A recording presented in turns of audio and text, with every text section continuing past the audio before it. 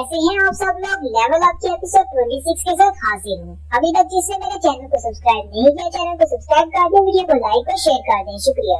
जिन्हों अपने shadow soldier यानी आर्मी ऑफ डेड को बाहर निकाल लेता है और उन्हें कहता है आईएसपीएस के सामने तुम्हारा जो पहला मिशन है अच्छे से फाइट करना। फिर वहीं पर फाइटिंग सीन स्टार्ट हो जाता है। एक तरफ जिन्हों की शैडो आर्मी होती है, जबकि दूसरी तरफ आईएसपीएस मॉन्स्टर होते हैं। जिन्हों की शैडो आर्मी बहुत ही अच्छे से फाइट कर रही होती है, जबकि उसके शैडोज में कुछ मैजिशियन शैडोज भी होते हैं जो कि फायर का इस्तेमाल कर रहे होते हैं। जिन्हों से देखकर बहुत ज्यादा खुश हो रहा होता है और कहता है मेरे पास कुछ ऐसे मैजिशियंस हैं जिनके पास बहुत ज्यादा फायर पावर है, जबकि मेरे दूसरे शैडो सोल्जर्स के पास इंस्टेंट रीजनरेशन की एबिलिटी है। जिन्हों कहता है ये शैडो तो बहुत ही अच्छे से फाइट कर रहे हैं, इनकी स्ट्रेंथ तो मेरी रिसोर्स से भी ज्यादा है और इनकी रीजनरेट करने की एबिलिटी तो काफी ज्यादा अच्छी है। इस तरह तो ये बिल्कुल इमोर्टल्स की तरह लड़ रहे हैं। हालांकि जितनी बार ये रीजनरेट करते हैं उतनी बार मेरी माना की एनर्जी कंज्यूम होती है, ये एक बहुत बड़ा मसला है। और साथ ही छोटे बीएस का बॉस भी है जो की बहुत बड़ा बियर मॉन्स्टर होता है, वो भी निकल आता है। जिन्हों उसकी तरफ देखकर कहता है तो फिर लीडर अपने आप बाहर निकल ही आया। बॉस भी है क्योंकि बॉस का पावरफुल होता है। वो जिन्हों के जिस भी शैडो पर एक ही स्ट्राइक मारता है वो शैडो गायब हो जाता है और दोबारा रीजनरेट नहीं कर पाता। जिन्हों कहता है शैडो सोल्जर्स ने अपना काम पूरा कर दिया, इस बड़े मॉन्स्टर के सामने वो बिल्कुल बेकार है और अब मेरे पास माना की एनर्जी भी खत्म हो गई है, वो दोबारा रीजनरेट नहीं कर पाएंगे। फिर जिन्हों इग्रिस से कहता है इग्रिस जाओ और इससे जाकर फाइट करो। इग्रिस आगे बढ़ता है और अपनी बड़ी सी तलवार से बॉसबियर पर अटैक करता है और उसके कंधे पर एक बड़ा सा कट लगा देता है। साथ ही में जंप करते हुए ऊपर एक दरख्त की तरफ चला जाता है और वहाँ से स्पीड के साथ दोबारा से उस पर अटैक करता है। इग्रिस और बॉसबियर के साइज में बहुत ज्यादा डिफरेंस है। बॉसबियर बहुत ही बड़ा है। इग्रिस उसके बाजू पर जंप करते हुए उसके बाजू पर एक और कट लगाता है। असल में इग्रिस उसके डिफेंसेस को वीक कर रहा होता है क्योंकि बॉसबियर का साइज ज्यादा है, इसलिए वो उसके दोनों कदमों को जख्मी कर देता है जिससे उसके अगले बाजू बेकार हो जाती है। फिर साथ ही इग्रिस उसके पाँव पर अटैक करता है। बॉसबियर काफी ज्यादा जख्मी हो जाता है और बस चिल्लाने के अलावा और कुछ भी नहीं कर पाता। बॉसबियर ऊपर की तरफ मुंह करके चिल्लाना शुरू कर देता है। उसी वक्त इग्रिस आगे बढ़ता है और अपनी तलवार को घुमाते हुए बॉसबियर की गर्दन काट देता है और साथ ही इग्रिस उसकी काटी हुई गर्दन को उठाकर जिन्हों के सामने लाकर रख देता है। जिन्हों कहता है अगर इसने अपनी तलवार को उसने इस्तेमाल किया होता तो मेरे तो बचने का कोई चांस ही नहीं था, लेकिन अब क्योंकि मैं भी काफी ज्यादा स्ट्रॉन्ग हो चुका हूँ, मैं और इग्रिस दोनों सेम लेवल पर हैं। इग्रिस बॉसबियर का सर जिन्हों के सामने रखते हुए घुटने टेककर बैठ जाता है।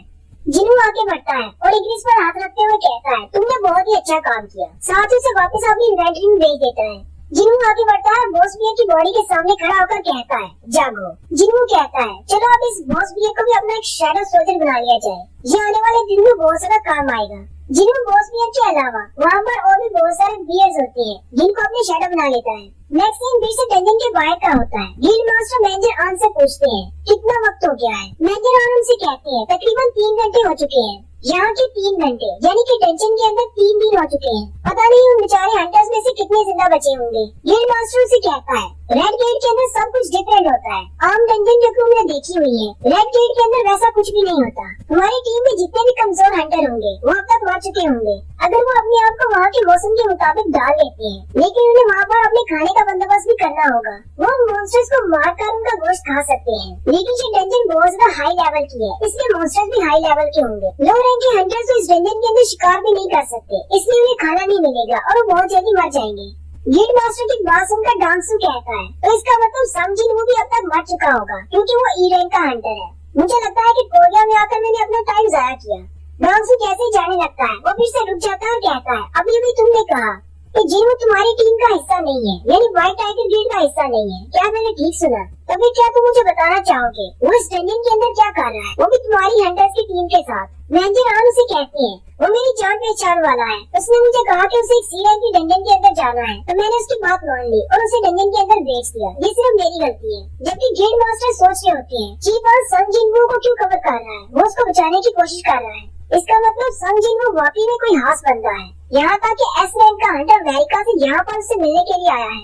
डांसू कहता है अब जबकि वो डंजन के अंदर जा चुका है, इससे ज्यादा मैं और क्या कर सकता हूँ। लेकिन साथ ही पलक झपकने की स्पीड में डांसू आगे बढ़ता है और मेजर आन को गले से पकड़ लेता है और उससे कहता है तुम्हें क्या लगा था मैं ऐसा ही कहूँगा कि अब यहाँ पर कुछ भी नहीं बचा और मैं यहाँ से जा रहा हूँ।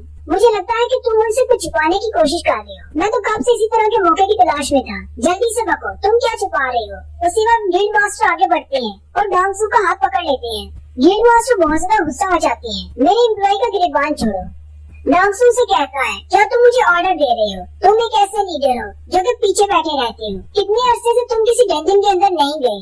ये बात सुनकर ग्रैंड मास्टर को भी गुस्सा आ जाता है और वो भी अपनी पावर को अनलीश करते हैं। मैंजेरॉन कहती हैं, अगर ये दोनों इसी तरह गुस्सा होते रहे तो यहाँ पर तो एसरेन हंटर्स के दरमियान फाइट शुरू हो जाएगी। नेक्स्ट सीन फिर से डंजन के अंदर का होता है। किम चुल की टीम का सामना बहुत ही पावरफुल मॉन्स्टर्स के साथ होता है। किम चुल की अपनी शील्ड भी टूट जाती है, जबकि किम चुल में बहुत ज्यादा जख्मी होता है और वो बहुत ज्यादा थक भी चुका होता है। वहाँ पर बहुत सारे मॉन्स्टर्स होते हैं जिन्होंने उसकी बाकी की सारी टीम को मार दिया होता है। किम चुल कहता है, मैं इन मॉन्स्टर्स के सामने नहीं आ सकता। मैं एक ए रैंक का हंटर हूँ। मुझे व्हाइट टाइगर गिल्ड की मेरे अटैक फोर्स को ज्वाइन करना है। मैं इतना ज्यादा कमजोर कैसे हो सकता हूँ?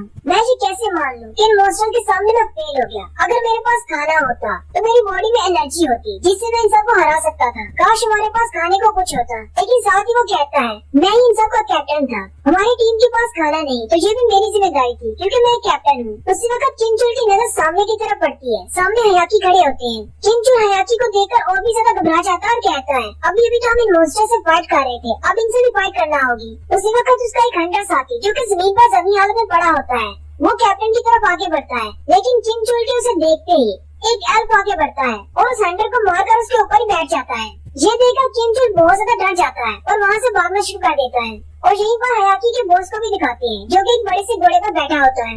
किम चुल भागता हुआ जंगल की तरफ चला जाता है। वो अभी भी यही बात कर रहा होता है और कहता है, मेरे पास खाना नहीं था, इसी वजह से मैं हार गया। अगर मेरे पास पूरा खाना होता और मेरी बॉडी में एनर्जी होती तो मैं उनसे कभी भी नहीं हारता। जैसे किम चुल थोड़ा सा आगे बढ़ता है तो उसे सामने बहुत सारे आईसीपीएस की लाशें मिलती हैं। किम चुल कहता है, जैसे ही मैं जंगल में दाखिल हुआ मुझे कोई भी आईसीपीएस नजर नहीं आया। अब मुझे पता चला किसी ने इन सबको मार डाला है। किम चुल कहता है, कहीं हम लोगों ने तो इन सारे आईसीपीएस को नहीं मारा। लेकिन साथ ही वो कहता है, उनके पास इतने स्किल्स नहीं है, वो बहुत ज्यादा कमजोर हैं। किम चुल फिर से भागना शुरू कर देता है और कहता है, इन सबको हयाकी ने मारा होगा। यहाँ पर हयाकी बहुत ज्यादा नजदीक होंगे, मुझे यहाँ से जल्दी से निकलना होगा, मुझे यहाँ पर मरना नहीं है। नेक्स्ट सीन फिर से डंजन के बाहर का होता है। ग्रैंड मास्टर डांगसू से कहते हैं, क्या तुम फाइट करना चाहते हो? डांगसू से कहता है, जब तुम चाहो। और वो दोनों ही अपनी फिस्ट को पंच मारने के लिए रेडी करते हैं और फिर दोनों अपनी पावर को अनलीश करते हुए एक दूसरे को पंच मारते हैं। लेकिन उनके पंचेस को टकराने से पहले ही मिस्टर वूजिन आगे बढ़ते हैं और उन दोनों के हाथ को पकड़ लेते हैं। डांगसू से कहता है, तुमने तो हम दोनों को रोक लिया, तुम तो काफी ज्यादा स्ट्रॉन्ग हो। मिस्टर वूजिन उन दोनों से कहती है, अगर तुम दोनों अपनी स्ट्रेंथ को कम नहीं करते तो मेरे हाथ अब तक टूट चुके होते। मिस्टर वूजिन डांगसू से कहते हैं, 2 महीने पहले मैंने संग जिन वू की इन्वेस्टिगेशन की थी। हम लोगों ने अपने डिटेक्टर के साथ उसकी पावर लेवल को जांचा था। वो तो अपनी एक ई रैंक का हंटर था। मुझे लगा था कि वो एक री-वेकनर है, लेकिन ऐसी बात नहीं है। तुम्हारे भाई की मौत एक बहुत ही अफसोसनाक हादसा थी, लेकिन मुझे नहीं लगता कि संग जिन वू के पास इतनी स्ट्रेंथ है कि वो तुम्हारे भाई के साथ उसकी पूरी रेड टीम को ही हरा सके। डांगसू से कहता है, ये बात मैं अच्छी तरह से जानता हूँ क्योंकि वो एक ई रैंक का हंटर है, इसलिए वो कमजोर है। मुझे लगता है कि ये सारा काम यूजिन आर्किटेक्चर वालों ने किया है, उन्होंने कोई ट्रैप बिछाया होगा। मिस्टर वूजिन से कहती है, अगर तुम्हें ये बात पता है तो फिर तुम्हें संग जिन वू का पीछा करना छोड़ना होगा। डांगसू से कहता है, मैं तुम्हारी बात समझ सकता हूँ, लेकिन मुझे सिर्फ एक बहाना चाहिए संग जिन वू को मारने के लिए। आई वो उस दिन डंजन से जिंदा बाहर आया क्यों? साथ ही डांगसू वापस की तरफ मुड़ पड़ता है और कहता है, मेरी सारी एक्साइटमेंट मर चुकी है, अब मैं वापस जा रहा हूँ, मुझे नींद आ रही है। जबकि वहीं पर मैनेजर आन खड़ी होती है और कहती है, मैं अच्छी तरह से जानता हूँ संग जिन वू के पास कौन सी पावर्स हैं। मुझे पूरी उम्मीद है कि वो इस रेड गेट में से जिंदा बाहर आएगा। नेक्स्ट सीन फिर से डंजन के अंदर का होता है। जिन वू की पूरी टीम बैठी होती है, उन्होंने आग जलाई होती है और वो आराम से खा पी रहे होते हैं। किम चुल भी वहीं पर आ जाता है। किम चुल उन सबको देखकर बहुत ज्यादा हैरान हो जाता है और कहता है, ये सब तो लो रैंक के हंटर्स हैं, यहाँ पर हो क्या रहा है? आखिर ये सब लोग अभी तक जिंदा कैसे हैं? इनके पास गर्म कपड़े हैं, टेंट्स हैं, जबकि आग जलाने का बंदोबस्त है और खाना भी है। अगर मेरे पास इतना ज्यादा खाना होता और मेरे पास आग होती तो मैं उन हयाकी को जरूर हरा देता। इन सब लोगों ने ये सब कुछ चीजें मुझसे छुपा कर रखी, इनकी हिम्मत कैसे हुई? किम चुल आगे बढ़ता है और उन सबको गाली देते हुए कहता है, मेरी सारी की सारी टीम हयाकी के हाथों मारी गई क्योंकि हमारे पास खाना और गर्म कपड़े नहीं थे। तुम लोगों के पास ये सारी चीजें कहाँ से आई? वो सारे हंटर किम चुल को गुस्से में देखकर बहुत ज्यादा घबरा जाते हैं। क्या तुम्हारे मुंह में छाले पड़ गए हैं? बोलते क्यों नहीं? तुम्हें ये सारी चीजें कहाँ से मिली? मैं ये बात अच्छी तरह से जानता हूँ कि तुम सब में से सिर्फ एक ही बंदा है जिसने ये चीजें छुपाई हैं। उस बंदे को मेरे सामने ले आओ, बाकी सबको मैं माफ कर दूंगा। मेरे सामने उस मुजरिम को पेश करो जिसकी वजह से मेरी पूरी की पूरी टीम मारी गई, जिसने अपने लिए खाना छुपा कर रखा और गर्म कपड़े भी, और मेरी टीम को कुछ भी नहीं दिया। मैं सिर्फ 3 तक गिनती गिनूंगा। अगर तब तक तुमने उस बंदे को मेरे सामने पेश नहीं किया तो मैं तुम सबको सजा दूंगा। साथ ही किम चुल गिनती गिनना शुरू करता है। जैसे ही वो 2 पर पहुंचता है, उसकी नजर बी रैंक की हंटर पार्क हीजिन पर पड़ती है। वो कहता है यही वो हंटर हो सकती है जिसने सारा कुछ मुझसे छुपाया है, क्योंकि ये अपनी मर्जी से उनकी टीम में शामिल हुई थी। और साथ ही किम चुल 3 कहता है। उसी वक्त पीछे से जिनवू आता है और उसे गर्दन पर एक हिट लगाता है। और साथ ही 4 कहता है। जिनवू की हिट की वजह से किम चुल दूर जाकर गिरता है और बेहोश हो जाता है। जिनवू कहता है तुम तो बहुत ही कमीने इंसान हो। तुम ही पहले इन सबको मरने के लिए यहाँ पर छोड़ गए थे और अब तुम इनका खाना इनसे छीनना चाहते हो। ना सिर्फ तुम वहाँ से भाग कर आए हो बल्कि इनकी मौत भी साथ लेकर आए हो। जिनवू के सारे हंटर्स हैरान हो जाते हैं और कहते हैं इस बात का क्या मतलब है। जिनवू उनसे कहता है सामने की तरफ देखो। जिनवू सामने की तरफ देखता है और उनसे कहता है मुझे पता है कि तुम लोग यहाँ पर हो, मैं तुम्हें सेंस कर सकता हूँ। अपने स्टेल्थ मोड को खत्म करो। उनके सामने हयाकी होते हैं। जैसे ही वो अपने स्टेल्थ मोड को खत्म करते हैं, जिनवू कहता है इसकी एनर्जी तो बहुत ज्यादा है, मुझे लगता है ये हयाकी का बॉस है।